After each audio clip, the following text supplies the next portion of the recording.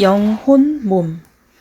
9번째, 한 번 구원은 영원한가. 죄를 지을 때마다 거듭나야 하나. 3번째 시간입니다. 그땐 너무 어려서 뭘 몰랐습니다. 제가 어렸을 때 대여섯 살 때쯤 화가 나서 집을 나간 적이 있습니다. 하지만 아직 집이 저 멀리 보일 때 큰 실수를 했음을 알았습니다. 난 어디로 가지? 뭘 먹지? 어디서 잔단 말인가? 나는 엄마 아빠를 사랑해. 화가 나긴 했지만 그렇다고 집을 나가고 싶진 않았습니다. 그것을 인정하고 돌아가기엔 너무 교만한 나머지 일부러 철조망에 걸린 척을 했습니다. 멀리서 따라오던 형에게 잡히려고 말이죠. 그때는 제가 너무 어렸기 때문에 아무런 책임을 지지 않아도 됐습니다. 너무 화가 나서 이제 나는 워맥 집안 사람이 아니야 라고 선포하고 도망 나왔지만 그 선포는 이루어지지 않았습니다. 경찰에 신고가 되었다면 그들은 저희 부모님 편에 섰을 것입니다. 제가 너무 어렸기 때문이지요. 저는 제가 무슨 짓을 하는지도 몰랐고 법적인 자격도 없었습니다. 하지만 지금은 성인이기에 성씨도 바꿀 수 있으며 제 부모님의 자녀임을 법적으로 파기할 수 있는 자격이 됩니다. 제가 만약 부모님과의 관계를 파기하면 정부는 제 편에 설 것입니다. 저는 법적으로 부모님을 거절할 수 있는 자격이 되기 때문입니다. 구원을 파기하고 거절하는 것도 마찬가지입니다. 하나님은 그 사람이 그렇게 할 만큼 성숙한지 아닌지 아십니다. 하나님만 이 사람의 마음을 아시기 때문입니다. 소망이 없다. 어떤 사람이 자기의 구원을 파기하면 하나님과의 관계로 다시는 돌아올 수 없습니다. 또한 그들이 마음에 하나님을 두기 싫어하며 하나님께서 그들을 상실한 마음대로 내버려 두사 합당하지 못한 일을 하게 하셨느니 그들이 이 같은 일을 행하는 자는 사형에 해당한다고 하나님께서 정하심을 알고도 자기들만 행할 뿐 아니라 또한 그런 일을 행하는 자들을 옳다 하느니라. 로마서 1장 28절, 32절. 그들을 상실한 마음 그대로 내버려 두신다는 것은 성령님의 찔림을 거두어 가신다는 뜻입니다. 버려진 이란 말은 소망이 없다는 뜻입니다. 성령님께서 우리를 다루지 않으시면 주님과의 관계에 대한 필요성을 느끼지 못합니다. 요한복음 6장 44절. 성령님께서 나를 다루시는 한 버려진 것이 아닙니다. 하지만 히브리서 6장 4절로 6절의 조건을 만족시킨 사람이 자신의 구원을 파기하면 하나님께서는 성령을 거두어 가시고 그들은 버려지게 됩니다. 그렇게 되면 찔림이 없기에 자기가 잘못하는 것도 모릅니다. 그 상태를 좋아할 뿐 아니라 하나님을 대적하는 사람들까지 좋아하게 됩니다. 이렇듯 버려졌다는 것은 주님을 원하고 주님께 반응하는 마음이 전혀 없다는 뜻입니다. 자신의 죄에 대해 회개하며 후회하고 있습니까? 주님과 관계를 다시 찾고 싶습니까? 그렇다면 버려진 것이 아닙니다. 성령께서 아직도 일하고 계신다는 뜻입니다. 하나님께 등을 돌리고 떨어져 나갔을 때 충분히 성숙하지 않았던 것입니다. 바울이 그랬던 것처럼 그런 일을 했을 때 무지함으로 했기 때문입니다. 디모데전서 1장 13절. 할렐루야. 하나님은 우리를 사랑하시는 하늘 아버지이십니다. 아멘. 10번째, 충만함을 받았으니 저의 영은 제가 거듭날 때 의와 참된 거룩함으로 창조되었습니다. 에베소서 4장 24절. 그러고 난 뒤 성령님은 이 정결함을 저의 거듭난 영 안에 인치셨습니다. 에베소서 1장 13절. 저의 행위로 범하는 어떠한 죄도 저의 영을 관통하거나 오염시킬 수 없습니다. 저의 영은 영원히 성결케 되었고 영원히 완전하게 되었기 때문입니다. 히브리서 10장 10절, 14절, 12절로 23절. 저의 거듭난 영은 죄를 지을 수 없습니다. 요한일서 3장 9절. 저는 영원한 속죄를 받았습니다. 히브리서 9장 12절. 이것은 저를 죄짓게 하지 않고 오히려 저의 삶에 안정감을 주며 하나님과의 관계를 가능하게 합니다. 제가 거룩하게 사는 이유는 그것을 원하기 때문이며 거룩하게 살지 않으면 사탄과 다른 사람들에게 나를 대적할 기회를 내어주게 됩니다. 로마서 6장 16절. 제 가운데 사는 것보다 거룩하게 사는 것이 훨씬 더 유익합니다.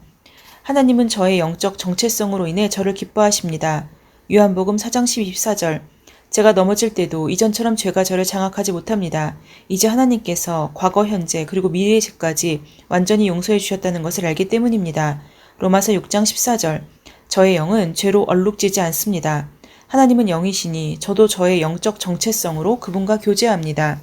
주님과 저의 관계는 한결같습니다. 그분은 저를 항상 사랑하시고 저를 항상 기뻐하십니다. 진짜 나, 즉 거듭난 나, 나의 영을 말입니다. 에베소서 1장 6절. 그분이 바로 하나님이 사랑하시는 나이며 저도 저의 그 부분을 사랑하게 되었습니다. 저의 육적인 자아와 행위에 매료되었다는 말이 아닙니다. 아직도 저의 행위와 생각에는 마음에 들지 않는 것들이 있지만 그럼에도 불구하고 새로운 내가 존재한다는 것을 알게 되었습니다. 예수께서는 이루신 일은 너무나 위대하기 때문에 그 영적 정체성으로 저는 온전히 담대합니다. 육으로 행하지 않고 영으로 행하는 한 매일의 삶 속에서 하나님의 평강과 기쁨 그리고 생명을 경험합니다. 저의 삶은 안정감이 있습니다. 죄를 짓고 넘어질 때마다 모든 것을 잃어버렸다고 생각하지 않습니다. 거듭나고 또 거듭나서 처음부터 전부 다시 해야 한다고 생각하지 않습니다. 한 걸음 나아갔더니 두 걸음 물러선 느낌 완전히 사라집니다. 넘어질 때는 바로 돌아섭니다. 바로 회개한 뒤 하나님께서 저에게 하라고 하신 그 자리로 돌아옵니다. 그렇게 할 수 있는 이유는 지금까지 깨달아 표출한 모습보다 더 엄청난 것이 내 영 안에 있음을 알고 나의 영적 정체성을 알기 때문입니다. 그래서 저는 적극적으로 그리고 공격적으로 계속해서 하나님의 말씀으로 생각을 새롭게 합니다. 거룩함에 이르는 열매. 만일 우리가 우리 죄를 자백하면 그는 미쁘시고 의로우사 우리 죄를 사하시며 우리를 모든 불의에서 깨끗하게 하실 것이요. 요한일서 1장 9절. 요한일서 1장 9절은 전통적으로 이렇게 해석되어 왔습니다. 죄를 지을 때마다 그것을 고백해야 용서를 받을 수 있다. 만약 그것이 사실이라면 모든 죄를 하나하나 전부 고백해야만 하는 엄청난 부담을 느끼게 됩니다. 종교는 죄를 여러 가지 급으로 나누지만 하나님의 말씀은 훨씬 더 많은 것을 포함합니다. 죄란 나쁜 일을 하는 것만이 아닙니다. 하지 않은 모든 선한 일까지 포함합니다. 우리가 죄를 죄로 인식하는 것도 있지만 죄를 죄로 인식하지 못하는 죄를 죄인지 모르는 것들도 있습니다. 모든 죄를 고백해야만 용서받을 수 있다면 어떤 사람도 구원을 유지하지 못합니다. 그렇기 때문에 요한일서 1장 9절은 그런 뜻이 될 수 없습니다. 요한일서 1장 9절은 처음 주님께 나올 때를 말합니다. 잘못한 일과 선한 줄 알고도 하지 못한 일을 모두 고백해야만 용서를 받는다면 누구도 구원을 받을 수 없게 됩니다. 잊어버린 죄가 너무도 많으니까요. 이 구절은 믿는 자가 죄를 지을 때마다 고백해야 한다는 말이 아니라 믿지 않는 자가 거듭나기 위해 해야 할 일을 말해주고 있습니다. 처음 주님께 나올 때 이렇게 나오지 않습니까? 나의 죄성과 하나님으로부터 분리된 상태를 인정하며 무릎을 꿇고 구원을 받습니다. 내가 죄인인 것과 용서가 필요한 자임을 고백하면 새로 거듭난 영을 받게 되므로 모든 불의에서 깨끗게 됩니다. 또한 요한일서 1장 9절은 믿는 자의 혼과 몸에 있는 죄의 영향력을 깨끗게 하는 것이라고 할 수 있습니다. 나의 영은 죄에게 영향을 받지 않지만 혼과 몸은 영향을 받습니다. 죄는 원수 마귀에게 내 삶의 사망을 가져올 수 있는 법적 자격을 부여합니다. 죄를 짓는 것은 그에게 순종하는 것이기 때문입니다. 로마서 6장 16절. 어떻게 여기에서 돌이켜 마귀를 쫓을 수 있을까요? 다음과 같이 기도하면 됩니다. 하나님, 제가 틀렸고 하나님이 옳으십니다. 제가 죄를 지었고 사탄에게 기회를 내어 주었습니다. 저는 여기서 돌이킵니다. 이렇게 자백함으로 이미 내 영 안에 실제인 구원, 용서, 거룩함, 의를 취하는 것입니다. 이 영적 질서는, 이 영적 실제는 내가 넘어졌을 때도 변함이 없으며 이것을 몸과 혼으로 끌어내기만 하면 됩니다. 이렇게 할 때 마귀를 쫓아내게 됩니다. 이렇게 회개하고 나의 죄에서 돌이키면 원수는 더 이상 내 삶에서 어떠한 고난도 갖지 못하게 됩니다. 영원한 속죄를 이해하고 나면 담대하게 죄를 짓게 되지는 않습니다. 오히려 자유케 되어 하나님, 당신은 너무나 위대한 분이십니다. 라고 선포할 수 있게 됩니다. 이렇게 되면 주님과 더 많은 시간을 보내고 싶게 되며 거룩한 삶을 소원하게 되므로 어떤 것도 나를 무디게 하거나 이 놀라운 진리와 하나님의 사랑을 받지 못하게 막을 수 없습니다. 이렇듯 영원한 속죄에 대한 이해는 우리를 거룩하게 살게 합니다. 우리의 신앙생활은 이렇게 되어야 합니다. 거절과 징벌에 대한 두려움 때문에 거룩하게 살고자 하면 안 됩니다. 구원의 결과로 거룩하게 살아야 합니다. 이렇게 되면 거룩함에 이르는 열매를 얻게 됩니다. 로마서 6장 22절. 이것이 뿌리가 아닌 열매인 것을 보십시오. 거룩함으로 내 삶 가운데 하나님을 일하시게 만들지 못합니다. 거룩한 행동은 거듭난 영의 의로운 본성을 이해함으로써 결과적으로 드러나는 것입니다. 하나님의 사랑에서 끊을 수 없느니라. 이것이 저의 삶을 변화시켰습니다. 이것이 저와 하나님과의 관계 안에서 깊은 안정감을 주었습니다. 그분이 저를 사랑하신다는 사실을 알기 때문입니다.